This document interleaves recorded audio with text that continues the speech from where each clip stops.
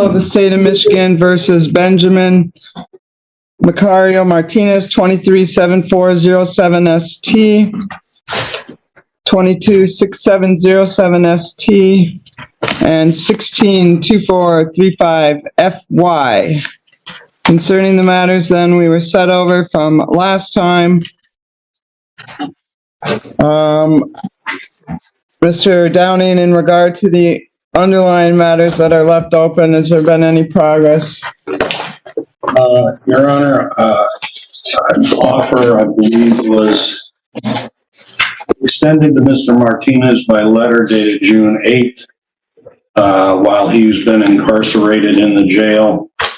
We have not heard what his response is, so I will leave it to Mr. Martinez whether he wishes to enter a plea pursuant to that on the two files he has to that offer, or seek an adjournment. All right, we're also here for sentencing on a number of contempt.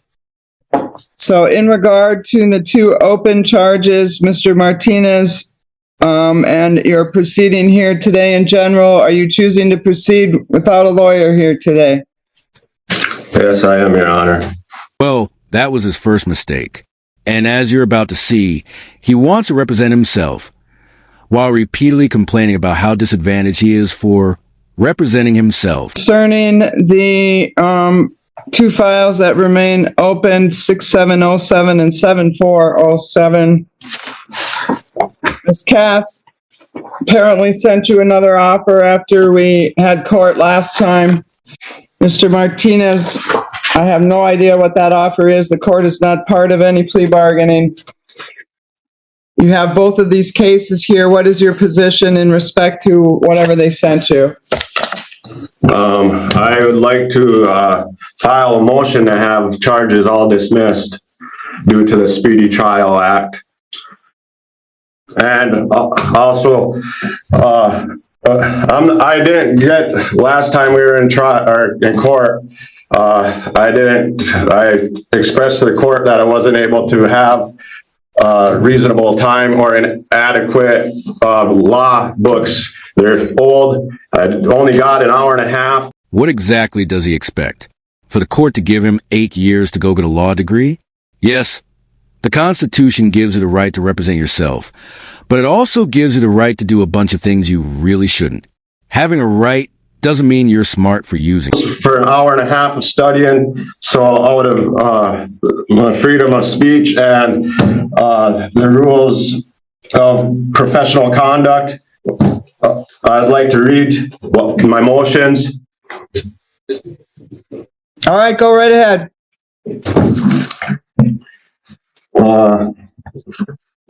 For every waste of time and the money of the people and their state, I would like to say this under the right of free speech, and I would like to invoke on my rights, civil and state laws, to state and file motions and to be treated fairly by judge and prosecution, to uphold all the laws that are to be held in the courts, and so as me representing myself can have a fair chance without having rights infringed upon by any members of the court, and I'm doing so.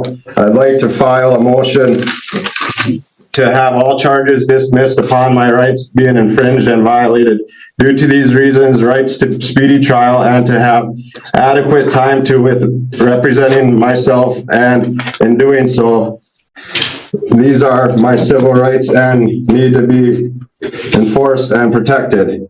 Not enough time to study, even after motion, or the judge throughout plea, not able to study in a reasonable time, having defended myself when it was brought to the court's attention and prosecution, if need to. It's all on court record, transcripts and rights of trial by jury, and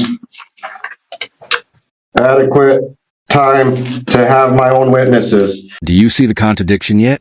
He claims his right to a speedy trial was violated, but then makes arguments that would require him to waive that very right. You can't have it both ways. Which are under the time frame, and the prosecution knowingly didn't explain what or help me, which is repugnant and biased by the court, and for also the court saying and giving false advice, and also for my bond being excessive and also biased in setting bond by stating it's more than fair when I was unable to bond out. And when it was amended, I have reasons why 30 days from the timeline of being able to represent myself is being infringed on. And I'd like to have my trial by jurors, and these are the few offhand as to why. Most of the Speedy Trial Act and also False Pretense Act 774.49, they have to abide by all Supreme Court rules and also rules of professional conduct. Opinion 4, which is federal, asking for help retaining for motion. Prosecutors Rule 3.8, didn't take action or all actions, making sure my rights were protected. And Rules 4.3, if they know the law and what I'm saying, these are U.S. Supreme Court, Michigan rules, and 30 days minimum for U.S. Supreme Court 3161-C2, Dismissal Speedy Trial Act 3162 and 3164, 1974, 18, and discipline of all attorney 3161, knowing I'd never be able to proceed without justification.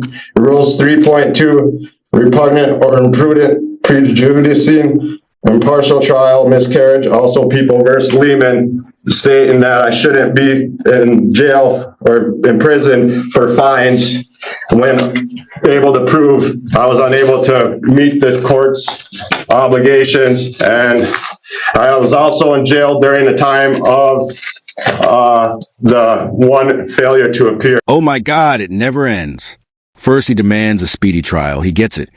And then he fails to show up to the speedy trial he insisted on. When it plays out like this, the judge isn't required to re-grant a speedy trial because you effectively waived that right the moment you didn't show up. Now, speedy trial rules can get complicated, and different circumstances might lead a judge to rule differently. But in this situation, he made his own bed. And I don't think it's very fair that with having to go against people that have 8 years of schooling versus my hour and a half, when I've asked every day to go to the law library and kited, and there's no way that my act to speedy trial, if you need that read, can ever be met. And I got a bunch of federal laws too that if we have to go through all them, why? Or I can write them up in a motion to have more reasons for dismissal. All right, thank you, Mr. Martinez. Mr. Downing, do you wish an opportunity to respond, or do you want an opportunity to do a written response, or where are you at with that? That's a very rambling, if you want to call it, motion. I don't know how any kind of speedy trial is impacted here, in as much as one of these was just set for trial and the first trial date was today. He also failed to appear on the other one. He's set for sentencing on that. If he's complaining about legal research, he has a right to a court-appointed attorney to assist him in advising him of all that. I do note the record 2 handwritten responses from Mr. Martinez in response to Ms. Cass's offer letter asking to discuss the offer with her. It says nothing in there about speedy trial or anything of that nature, to the extent that he's setting himself up or trying to set himself up for these objections. I don't think there's any basis for it whatsoever. But if the court would like a written response, we would need a transcript of what he has rambled on about here in order to decide what it is exactly he's arguing. All right, in regard to the matter, we've spent a good hour and a half or more on the record. I think it was last week, maybe the week before. We went through a whole plea colloquy. We got down to the end, and Deal had been made. He decided at the last minute then he wanted to have a trial. So we set this matter over to today's date. He didn't want a lawyer then. He doesn't want a lawyer now, yet you want to complain that you don't have access. You're going up against people with 8 years of education. Which is it, Mr. Martinez? You want to represent yourself or you want a lawyer? I want to represent myself, but I also was given false information by some court officers that I wasn't allowed to have a standby counsel or have advice by a counsel, and I know there's also a federal law that says that I'm able to have third-party advice. So I, like I said, I only got out for 2 days, really, the last 2 days. I don't know how I'm supposed to be able to study upon the law, which I stated last time that the law books are and pages are missing out of them. And I showed guards that last night. Like, there's no way that will have 30 days to be able to study and defend myself from the time of this trial. And it states that as a federal law and if you want to see the Speedy Trial Act, I have it right here. I can read it off. Pretty familiar with that. I've been at it about 35 years now. Okay. So in regard to the matter, Mr. Martinez, your motions are denied. In regard to your lack of a speedy trial issue, the following is my finding. One, first off, I'm going to sentence you on all of these failures to appear in contempt of courts. Last week, you had the opportunity.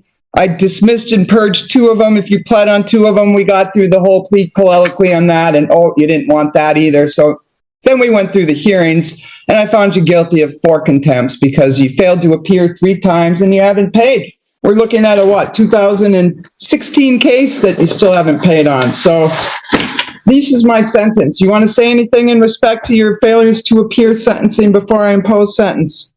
Mr. Martinez. Yes, there's federal laws stating that you cannot imprison somebody for fines being unpaid. Yeah, fines, not optional donations. If the court orders you to pay money and you don't, you'd better have a solid reason. Otherwise, you could be found in contempt and attending all future hearings from Zoom jail instead of behind the dumpster at 7-Eleven.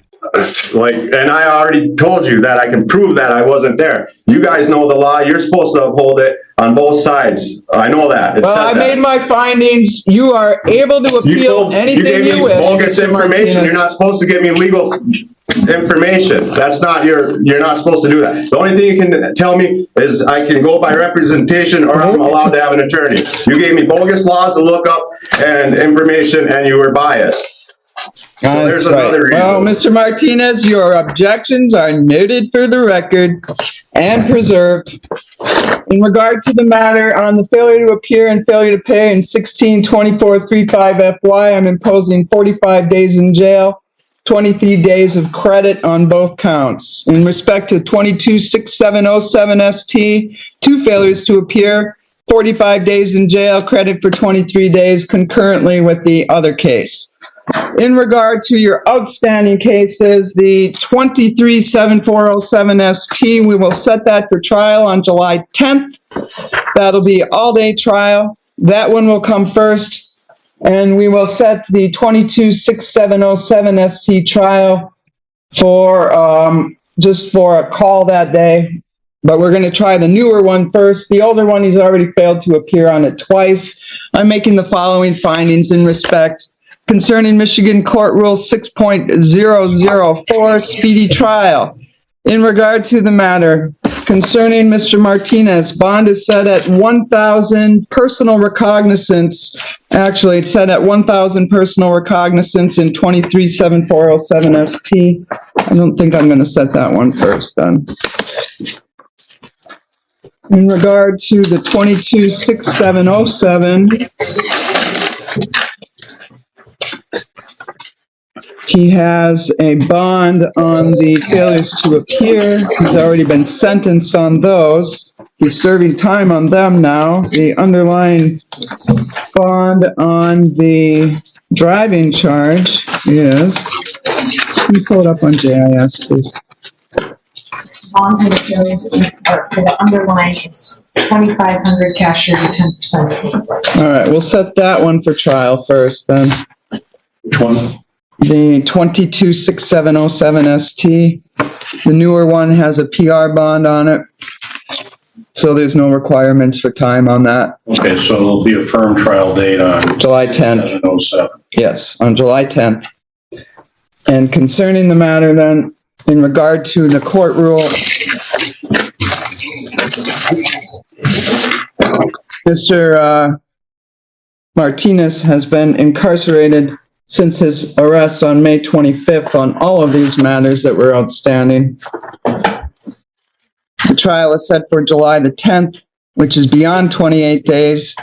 However, at this point in time, Mr.